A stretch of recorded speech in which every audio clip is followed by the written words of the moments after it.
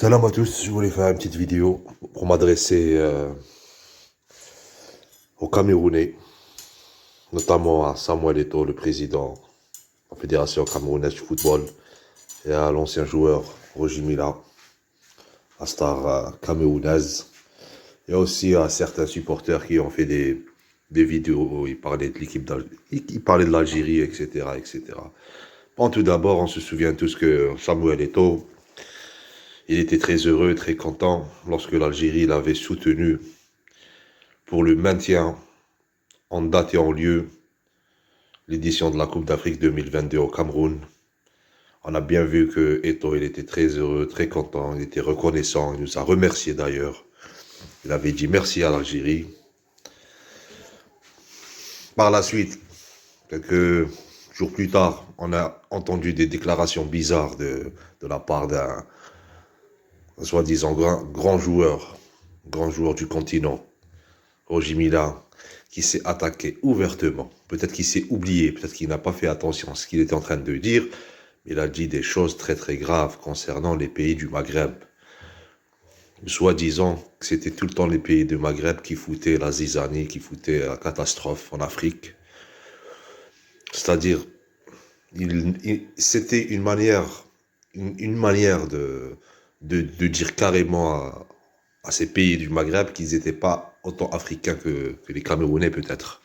C'était maladroit de la part d'un ancien grand joueur ou d'une ancienne star du football africain de dire des choses comme ça, de dire des bêtises comme ça. Quelques jours avant, l'Algérie soutient le Cameroun pour le maintien de la Coupe d'Afrique. Et ensuite, on vient entendre que les pays du Maghreb, ils foutent la zizanie, ils foutent la catastrophe, etc. C'est quand même incroyable. Ensuite, il y en a encore. Dès qu'on arrive au Cameroun, qu'est-ce qui se passe pour l'Algérie? Agression des journalistes. Là, on annonce bien la couleur. Parmi toutes les délégations qu'il y avait en Afrique, de tous les pays africains ou peut-être même étrangers, aucun ne s'est fait agresser. Il a fallu que ça tombe sur des journalistes algériens. C'est quand même bizarre. Deuxième chose, depuis le déroulement de cette Coupe d'Afrique, l'organisation, le timing, les horaires du match, l'Algérie qui joue à 14h, en pleine humidité, en pleine chaleur. Pourquoi faire jouer une équipe à 14h en Afrique? J'ai jamais vu. Pourquoi? Si ce n'est pas du sabotage indirect. Troisième point, le stade catastrophique. Là où on a joué les 3 matchs. Une pelouse où il est très très difficile de pratiquer son football. Et surtout une équipe comme l'Algérie, c'est une équipe qui construit son jeu. Elle n'a pas réussi à développer son jeu sur cette pelouse-là. Donc, l'Algérie d'un côté, elle a soutenu le Cameroun pour le maintien de l'édition de cette Coupe d'Afrique. Et en revanche, qu'est-ce qu'on a eu? Une agression des journalistes, des insultes au peuple maghrébin, un stade complètement catastrophique pour l'Algérie et des horaires pour la programmation des matchs à des horaires complètement bizarres. Voilà Samuel Eto'o, comment il remercie l'Algérie de l'avoir soutenu pour l'organisation de cette Coupe d'Afrique. Ben, Samuel Eto'o, vous pouvez être sûr que on vous aimait beaucoup ici en Algérie. On était fiers de voir un joueur africain réussir sa carrière comme vous l'avez faite en Europe avec Barcelone notamment, Inter de Milan, etc. Mais la manière dont vous vous êtes comporté durant cette CAN, franchement, moi personnellement le premier, je me désolidarise de vous. Je n'ai plus aucune sympathie pour Samuel Eto'o, l'ancien joueur. Parce que quand on a vu comment il était content que l'Algérie le soutienne, et par la suite, il nous réserve ce qu'il nous a réservé comme traitement, et bien là, je me dis qu'on n'aurait pas dû supporter le Cameroun. On n'aurait pas dû apporter notre soutien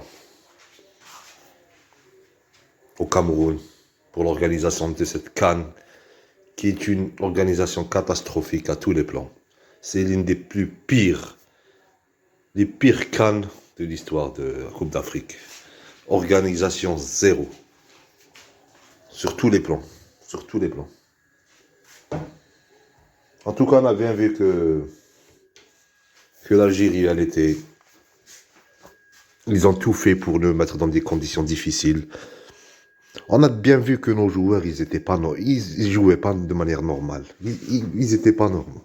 Ils étaient stressés. On voyait bien le visage de Riyad Mahrez, il n'était pas normal. On voyait bien, quand ils jouaient sur le terrain, et on voyait des zooms sur leur visage, ils étaient blancs, ils étaient pas dans leur assiette, les joueurs. Même l'entraîneur, il n'était pas dans son assiette. Il y avait des choses qui se passaient qu'on ignore peut-être. Peut-être qu'on ne connaît pas tous les aboutissants, tenants et les aboutissants de ce qui s'est passé, mais quand on a vu certains journalistes et certaines voix s'élever, parler de l'affaire Ebossé, le malheureux Ebossé, paix à son âme, qui était décédé en 2014 en Algérie, ils ont remis cette histoire, et là je commençais à me dire que ça sent pas bon. Il y a peut-être des choses qui se passent. Il y a peut-être une haine qui se fait sentir de la part des Camerounais envers les joueurs algériens. On voyait bien que nos joueurs, ils n'étaient pas dans leur élément. On ne pouvait pas développer notre jeu. Mahrez, il ne rate pas un penalty comme ça. Impossible. Impossible. On n'arrivait pas à enchaîner 2-3 passes. C'est pas le niveau de l'équipe nationale d'Algérie. On peut pas être champion d'Afrique et champion d'Arabe, ensuite sortir comme ça du premier tour sans gagner aucun match. C'est impossible. Il y avait forcément des raisons. Il y avait des choses, il y avait des choses. Il y avait des choses, il y avait de la peur, premièrement, par rapport à ce qui s'est passé, par rapport à la pression, par rapport à cette histoire de Ebossé, par rapport à tous ces sabotages, par rapport à l'état de la pelouse. Il y avait aussi une peur de la part des joueurs. Moi, ça, c'est mon ressenti, hein, par rapport au coronavirus, à cette situation. On a vu où il y a eu Ademounas qui a été touché par une pathologie au cœur suite peut-être aux injections. Donc on sait très bien que la plupart des joueurs, ils ont fait leur injection, tout à fait normal. Donc il y a, il y a un risque, il y a un certain risque. On a vu Agüero, on a vu beaucoup de joueurs de football de haut niveau qui ont eu des effets secondaires par rapport. On a vu Aubameyang. Donc les joueurs, ils n'étaient pas dans leur assiette. Ils avaient peur peut-être d'avoir des effets secondaires de ces injections. Donc ils n'étaient pas concentrés. Cette Coupe d'Afrique, mes amis, c'est pas le vrai niveau de l'Algérie. C'est pas du tout le vrai niveau, ni de l'Algérie, ni du sélectionneur Djamel Boumadi. C'est vrai qu'il y a eu on en a déjà parlé, quelques joueurs qui ne devaient pas jouer, ou quelques erreurs tactiques, etc. Mais c'était pas le niveau de l'équipe nationale algérienne. Il y avait des problèmes extrasportifs. Et même cette manière dont les joueurs, ils se sont... La manière dont ils ont quitté le Cameroun, elle était très bizarre. On dirait qu'ils se sont sauvés. On a bien vu Mahrez à l'aéroport, comment il était en panique. Tout seul. La manière dont ils sont partis tous, on se pose des questions. En principe, on était censé, après après cette désillusion africaine, on devrait rentrer tous ensemble en Algérie, le coach, le staff, les joueurs, on devrait parler. Ils auraient dû attendre de voir le Qur'an, les matchs barrages, on aurait dû attendre de voir les matchs barrages, programmation, discuter, travailler ensemble quelques jours. D'ailleurs, on a vu que Mahrez à Manchester City, Guardiola lui a donné une semaine de vacances, donc il n'y avait pas urgence. Ils pouvaient rester tous ensemble et discuter. En tout cas, bref, cette Coupe d'Afrique, il y a eu des choses extra-sportives. Ce qui est sûr et certain, ça, c'était pas le niveau de l'équipe nationale algérienne.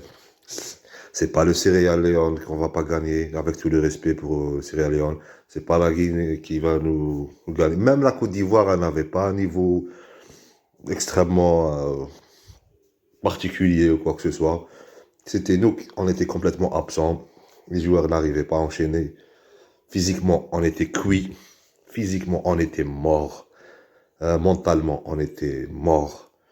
Il y avait des raisons. Il y avait sûrement des raisons extra-sportives. Bon, pour le moment, cette Coupe d'Afrique, on doit l'oublier, on doit tourner la page, on doit se concentrer sur les matchs du barrage qui va se dérouler au mois de mars. Jamel Belmadi a suffisamment du temps pour essayer de trouver des solutions, quoique on n'a pas de match de préparation. On va jouer directement les barrages. Donc il va falloir qu'il travaille très sérieusement. Il va falloir qu'il revoie ses copies.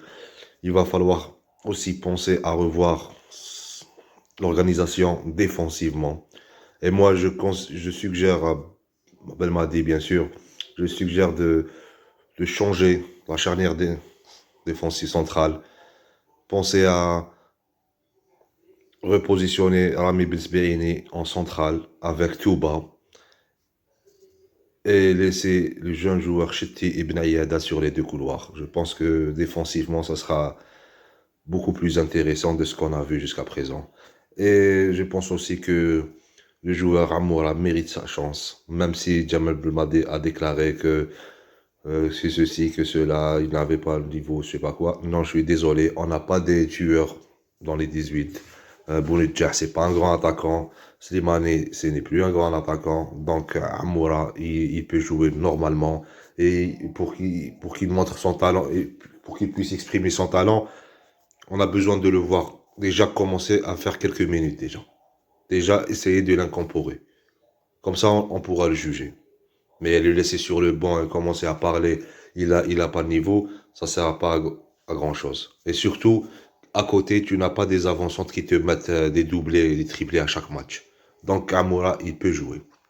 Comme on a dit, on aimerait bien voir Bensbeini et Touba, charnière défense centrale, et Ben Ayada et Ch'ti sur le couloir. Pourquoi pas, pourquoi pas, pourquoi pas. Voilà, les amis, merci de m'avoir écouté. On comme Allah fait à la prochaine, Inch'Allah. 1, 2, 3, viva Algérie.